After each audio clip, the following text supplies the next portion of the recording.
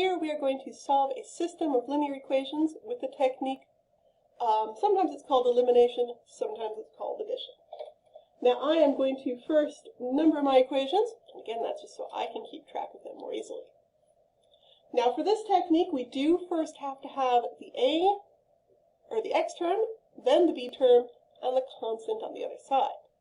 Now that is already the case here, so I don't have to move anything around, but we will want to do that if it's not the case.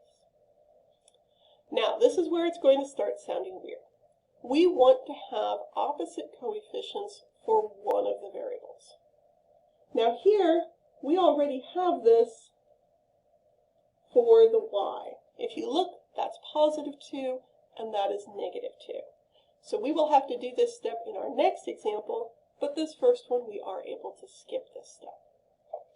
So what we are going to do then is move straight on to step 3, which says I am going to add these two equations together. And the reason we're adding them together is if we look at those y's, that adds to 0. Basically, those terms cross out. That's what we want to happen.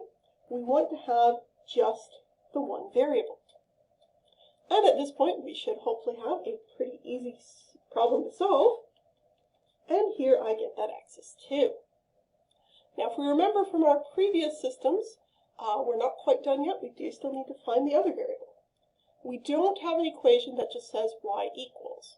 So at this point, I generally am going to plug this into either equation 1 or 2.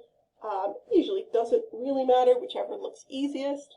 I'm going to go ahead and plug it into equation 1. And let me finish this up here since I'm running out of room. Let's subtract 2. And then divide by 2. And I get that y is also 2. Remember, our final answer, we do want to write as an ordered pair. So that's our first equation. Let's look at our second example. And again, I'm going to number my equations. Now this one we do still have the x, then the y, and the constant on the right. So again, I am skipping that very first step. But we do not have opposite coefficients for either of the variables. So essentially I am deciding which variable to eliminate, and I usually do that based on which one looks easiest. So here I'm thinking I'm going to eliminate the x term. So what I'm going to do is I'm going to multiply equation 1 by positive 3. So if I do that, I'll have a negative 3x here and a positive 3x here, and that will add 0. So here we are basically planning our math out. We're not just doing what the problem says, we are being very deliberate in our choices. I could have done y as well, but I would have had to multiply both equations. We do have to do that sometimes, but I prefer to avoid it if I can. So let's write that out. So I'm going to get negative 3x plus 9y equals 24. And I'm still going to label that as equation 1. And then let's go ahead and rewrite equation 2 exactly as it is. And I like to have those together because we are now going to add them together. Again, I planned this so that the x's cross out. And yes, they do. If they don't, that means I probably made a mistake somewhere.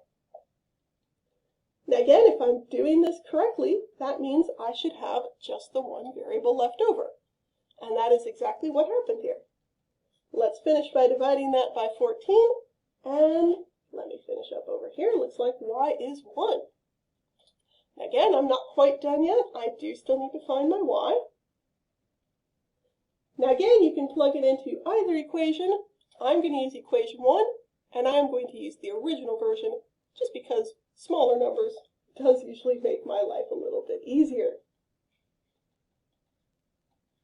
So let's subtract the 3,